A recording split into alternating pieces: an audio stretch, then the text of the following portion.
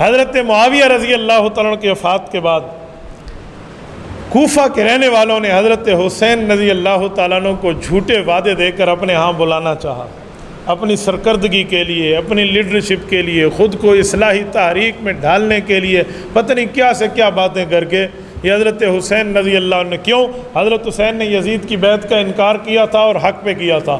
اس کی وجہ حضرت حسین کا موقف یہ ہے کہ صحابہ پر غیر صحابی حکمران کیسے بن سکتا ہے۔ نمبر 2، صحابہ کرام کی جلیل القدر اکثریت موجود ہے، ان کا جب تک ویریفیکیشن کا فیصلہ نہ ہو غیر صحابی حکمران بن ہی نہیں سکتا۔ ابھی معاملہ انڈر پروسیس ہے، اس کے خلاف ہمیں نکلنا چاہیے۔ اس وجہ سے حضرت حسین مدینہ منورہ سے نکل کے مکہ معظمہ آئے اور 5 سے 6 ماہ یہاں رہے ہیں۔ حضرت حسین رضی اللہ تعالیٰ عنہ جب مدینہ منورہ سے نکل رہے تھے تو صرف حضرت حسین اپنے گھر والوں کو لے کر نہیں نکلے، خاندان علی المرتضیٰ کو لے کر نکلے، بلکہ خاندان ابو طالب کو لے کر نکلے۔ یہاں مکہ مکرمہ میں حضرت حسین نے 5 – 5.5 ماہ قیام کیا، اور یہاں پر حضرت حسین رضی اللہ تعالیٰ نے دیکھ لیا کہ یزید کی حکومت کے کارندے مکہ مکرمہ پر حملہ آور ہوتے ہیں میری وجہ سے۔ تو صحابہ کرام کی اولاد کے ساتھ مشورہ کر کے حضرت حسین نے فیصلہ کیا کہ میں یہاں سے جاتا ہوں۔ تو انہوں نے کہا آپ نہ جائیں، یہ تو پرامن جگہ ہے، یہاں تو چیونٹی تک کو بھی امن ہے، گھاس تک نہیں کاٹا جاتا، بلد امین ہے، آپ کو یہاں سے نہیں جانا چاہیے۔ تو حضرت حسین رضی اللہ عنہ نے ایک جو جملہ ارشاد فرمایا ہے نا، اس سے ہمیں بہت سی چیزیں کھلتی نظر آتی ہیں۔ حضرت عثمان غنی رضی اللہ عنہ پہ جب حملہ ہوا تھا مدینہ منورہ میں پچھلے جو میں یہاں بیان کر چکا ہوں، انہوں نے کوئی فوجی لشکر کشی نہیں کی تھی کہ میری ذات کے لیے حضور کے حرم کی عزت پامال نہ ہو۔ تو حضرت حسین نے بھی یہی فرمایا کہ میری ذات کے لیے مکۃ المکرمہ کی حرمت اور عزت اور اللہ کے گھر کی جو ہے نا حرم کی عزت پامال ہو، یہ میں بھی نہیں چاہتا۔ تو انہوں نے عراق جانے کا ارادہ فرمایا۔ تو صحابہ کرام رضی اللہ عنہ مجمعین کی اولادیں جو تھی، جو حضرت حسن کے حضرت حسین کے ہم عمر ہیں، حضرت عبداللہ بن عمر ہیں، عبداللہ بن عباس ہیں، حضرت عبداللہ بن زبیر ہیں رضی اللہ عنہم، ان کا مشورہ کہ آپ ایسے نہ جائیں، یہ لوگ دھوکے باز ہیں، آپ اپنے سے پہلے کوئی نمائندہ بھیج کے دیکھیں۔ ان صحابہ کرام کو یقین تھا کہ واقعی دھوکے باز ہیں، یہ خواہ سے جھانسا دے کر کوئی نقصان نہ کر دیں، خان وعدہ پیغمبر کا، اولاد علی اور آل نبی کا نقصان نہ ہو جائے۔ تو حضرت حسین نے ان کی بات تسلیم کی، اپنے چچا زاد بھائی حضرت مسلم بن عقیل کو کربلا بھیجا، یعنی کوفہ بھیجا۔ تو انہوں نے وہاں حالات پرامن دیکھے، ہزاروں بندوں نے ان کے ہاتھ میں ہاتھ دے کر وعدہ کیا اور بیعت کی، اور ان نے جواب میں خط لکھ دیا کہ معاملہ بالکل ٹھیک ہے۔ تو جو صحابہ مشورہ دے رہے تھے آپ نہ جائیں، اب ان کے پاس تو کوئی بات باقی نہ رہی نا، کہ جو آپ نے کہا تھا وہ تو میں نے آپ کی بات پوری کر لی، اب تو حالات پرامن ہیں۔ تو حضرت حسین ذوالحجہ کے پہلے عشرے میں یہاں سے چلتے ہیں، اور جب وہاں راستے میں ہیں تو پتہ چلتا ہے یزید نے گورنر بھی بدل دیا ہے، حضرت مسلم بن عقیل جن کو پہلے بھیجا تھا وہ شہید ہو گئے ہیں، کوفیوں نے دھوکہ دہی کی ہے، اپنے وعدے توڑ دیے ہیں، وعدے کی خلاف ورزی کر کے وہ یزیدی لشکر سے جا ملے۔ اور وہاں حضرت حسین جب پہنچتے ہیں وہاں ہور ہوتا ہے، ان کی طرف سے آنے والا بڑا قائد وہ روک دیتا ہے کہ آپ نے کوفہ نہیں جانا۔ تو وہاں پر حضرت حسین رضی اللہ تعالیٰ عنہ کے ان سے گفتگو ہے، شرائط پیش ہے، ایک تفصیل ہے، نہیں مانا گیا، کچھ معاملہ نہیں ہوا۔ آخر یہ کربلا کی طرف سفر ہوتا ہے، یہ زبالہ سے 72 کلومیٹر یہ شام کے فاصلے پہ ہے۔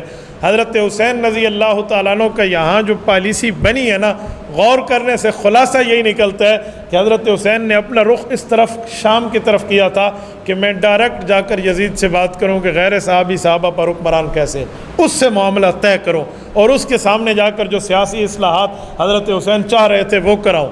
لیکن ابن زیاد جیسا ظالم جو کوفہ کا گورنر تھا، اسی یزید کی طرف سے انہوں نے کہا آپ میری بیعت کر لیں۔ یہ غیرت حسینی کہاں برداشت کر سکتی تھی، جو اس کے قائد کو ماننے کے تیار نہیں ہے وہ اس کے ایک ہرکارے کو مان لے۔ حضرت حسین رضی اللہ تعالیٰ عنہ کے انکار پر یہاں جنگ ہوتی ہے، اور اس جنگ میں سامنے آنے والے وہی لوگ ہیں جو اکثر حضرت حسین رضی اللہ عنہ کو خط لکھنے والے ہاتھ ہیں، ان میں اکثر وہ لوگ ہیں جن نے خط لکھ کے بلایا ہے، اور اب یہ سوچ رہے ہیں کہ حضرت حسین تو آ رہے ہیں، ان کے پاس ہمارے خط ہیں، اگر یہ نکل آئیں تو مسلم بن عقیل کو اس کے گورنر نے شہید کر دیے تو ہمیں مارے گا۔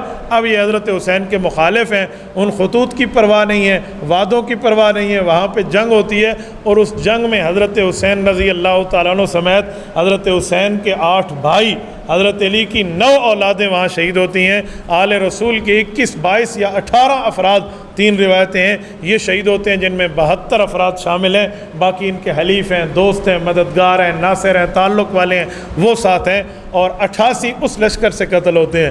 ان میں پہلا شہید جو بچوں میں ہے وہ علی الاصغر ہے، جسے عبداللہ کہتے ہیں۔ اس کی عمر 18 دن تھی جب حضرت حسین مکہ مکرمہ جا رہے تھے مدینہ طیبہ سے۔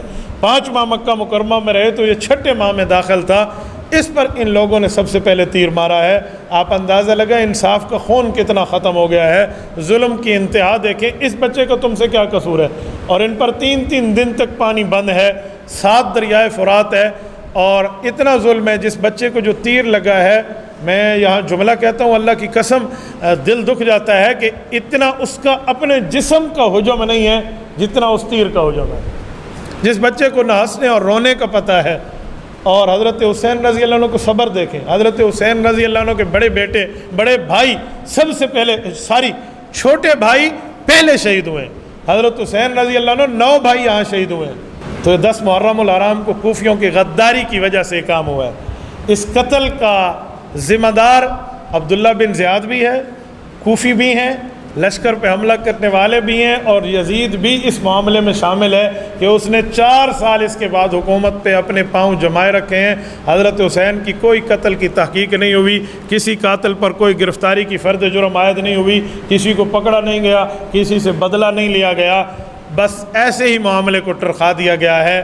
اصحاب اقتدار جو ہوں، جن کے پاس طاقتیں ہوں، اور طاقت ہونے کے باوجود بھی کسی مظلوم، اور مظلوم بھی وہ جو اس کائنات کا ایک افضل البشر ہے اہل بیت کا، ان جیسے کی شہادت کے معاملے پر ٹال مٹول، یہ بھی قتل کی ذمہ داری انہیں پر عائد کرتی ہے۔ اس لیے ہم حسینی ہیں، حسینی رہیں گے، نہ ہم کل یزیدی تھے اور نہ ہم آج یزیدی، اور نہ قیامت تک یزید سے اپنے تعلق اور نسبت کو ہم جوڑنا چاہتے ہیں۔